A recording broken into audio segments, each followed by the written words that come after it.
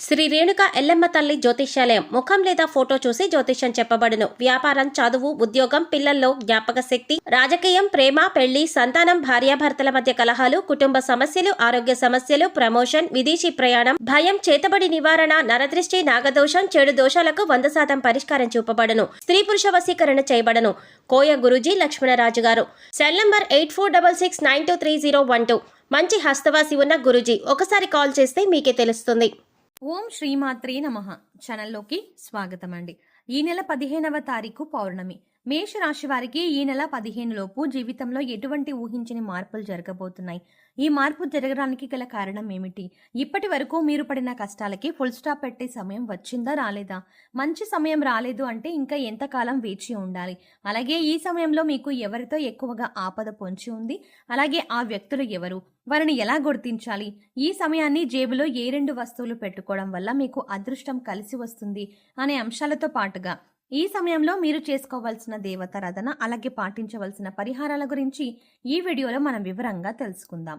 కానీ అంతకంటే ముందుగా మీరు కనుక మన ఛానల్ని ఇప్పటి వరకు సబ్స్క్రైబ్ చేసుకోకపోతే సబ్స్క్రైబ్ చేసుకుని పక్కనే వచ్చిన బెల్ ఐకాన్ నొక్కి ఆల్ సెలెక్ట్ చేసుకుంటే మేము ఇలాంటి వీడియోస్ అప్లోడ్ చేయగానే ముందుగా మీకు నోటిఫికేషన్ వస్తుంది.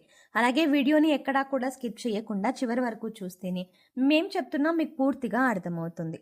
ఇక వివరాల్లోకి వెళ్తే ఈ రాశి వారు చాలా ధైర్యవంతులు, సాహసవంతులని చెప్పుకోవచ్చు. ఎన్ని కష్టాలు ఎదురైనప్పటికీ కూడా ఎదుర్కొని సమస్యలని పరిష్కరిస్తారు. కష్టాలు భయపెట్టినా వీరిని కిందకి పడదోయలేవు.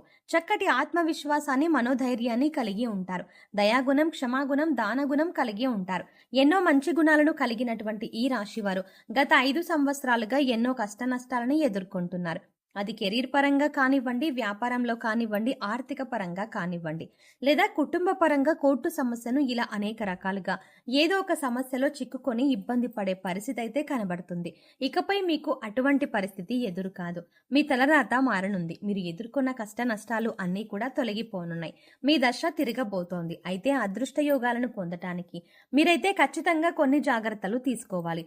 ముఖ్యంగా మీరు ప్రతి అంశంలో నష్టాన్ని చూడడానికి గల కారణం మీరు ప్రతి ఒక్కరిని నమ్ముతారు. అందరూ మన వాళ్ళే అని దగ్గరికి తీస్తారు. కానీ మీరు నమ్మిన వాళ్ళే తిరిగి మిమ్మల్ని మోసం చేస్తారు. దానివల్లే మీకు ఎక్కువగా కాస్త నష్టాలు ఎదురవుతాయి. అది ఆర్థిక పరంగా కానీ, ఇరుగు పొరుగు వారు కానీ, లేదా స్నేహితులు కానీ, బంధువులు కానీ, ఇలా అనేక రకాలుగా మిమ్మల్ని ఇబ్బందికి గురి చేస్తూ ఉంటారు. ఈ సమయంలో మీ వృత్తి వ్యాపారాల్లో లేదా మీరు పనిచేస్తున్న సంస్థల్లో శత్రువులు కూడా మీపై దాడి చేస్తారు. వారు అనేక రకాలుగా మిమ్మల్ని కిందికి తోయడానికి, మీ మీద బురద చల్లడానికి ప్రయత్నిస్తారు. మీ మీద ఉన్నవి లేనివి చెప్పడం, మీరు లేని చోట మీ గురించి తప్పుగా మాట్లాడి దాని నుంచి మీ ఉన్నతాధికారుల దగ్గర నుంచి లబ్ధిని పొందడానికి ప్రయత్నిస్తారు. అంటే మీ గురించి చెడుగా చెప్పడం వల్ల మీ బాస్ వాళ్ళని మెచ్చుకొని అవును నువ్వు చెప్పిందే కరెక్ట్ అని అనిపించుకోవడానికి అనేక ప్రయత్నాలు చేశారు. ఈ విషయం మీకు తెలిసి మీరు మానసికంగా కృంగిపోయారు. ఇక ఇప్పటి నుంచి అటువంటి పరిస్థితులకి ఫుల్ స్టాప్ పెట్టే సమయం వచ్చేసింది. ఇక్కడ మీరు ముఖ్యంగా గుర్తుంచుకోవాల్సింది ఏంటంటే మీరు ప్రతి ఒక్కరిని గుడ్డిగా నమ్మడం అంత మంచిది కాదు. సమాజంతో పాటు మీరు మారాలన్న విషయాన్ని గుర్తుంచుకోవాలి. ఎందుకంటే మీ కెరీర్ నిలబెట్టుకోవడం కోసం ఎన్నో నిద్రలేని రాత్రుల్ని గడిపారు. ఇలా చెయ్యాలి అలా చెయ్యాలి అని గొప్పగా ఎన్నో ప్లాన్స్ వేసుకున్నారు. వాటిని నిజం చేసుకోవడానికి మీరు ఎన్నో రకాల ఆలోచనలు చేశారు. ఇక ఇప్పుడు ఈ సమయం వచ్చేసింది. అయితే ఇప్పటిదాకా ఎన్ని ఇబ్బందులు పడినా, ఎంతమంది మిమ్మల్ని వెనక్కి లాగుతున్నా, మీ మీద నిందలు వేస్తున్నా కూడా మీరు వాటిని ఎదుర్కొంటూ నిలబడ్డారు. అంటే మీకు దైవశక్తి అండగా ఉంది. కేవలం మీరు గత జన్మలో చేసిన పాపకర్మల యొక్క ఫలితాన్ని మీరు ఈ సమయంలో అనుభవిస్తున్నారు. కాబట్టి కష్టాల్లో కూరుకుపోయి ఉన్నారు. ఏం చెయ్యాలో తెలియక, అలాగే కష్టాల నుంచి ఎలా బయటపడాలో అర్థం కాక విపరీతమైన ఆలోచన చేస్తున్నారు. అయితే మీకున్నటువంటి ముఖ్యమైన సమస్య అనేది తొలగిపోయే సమయం వచ్చేసింది. అమ్మవారి దయ వల్ల మీకు ఆ సమస్య నుంచి బయటపడడానికి ఒక మార్గం కనిపిస్తుంది. ఇక్కడ మరీ ముఖ్యంగా మీరు గుర్తుపెట్టుకోవాల్సింది ఏంటంటే దైవశక్తి మీతో ఉంది. ఆ శివ కుటుంబం యొక్క ఆశీస్సులు మీ కుటుంబం పైన ఉండటం వల్ల ఇంతకాలం మీరు ఎన్నో కష్టాలని దాటుకుంటూ ఇక్కడి వరకు వచ్చారు.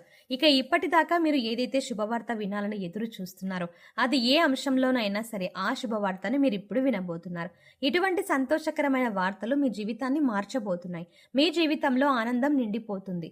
ఎప్పటి నుంచో ఎదురు చూస్తున్నా మీ కల నెరవేరుతుంది. ముఖ్యంగా మీ ఇరుగు పొరుగు వారు కానీ, తెలిసిన వారు కానీ మీ మధ్యనే ఉంటూ మీపై కుట్రలు చేస్తున్నారు. వారెవరో మీరు గమనించి గుర్తించవలసి ఉంటుంది. ఇక రహస్య శత్రువులని మీరు నమ్మడం వల్ల మీకు అనేక రకాలుగా వారి ఇబ్బందులను కలిగిస్తున్నారు.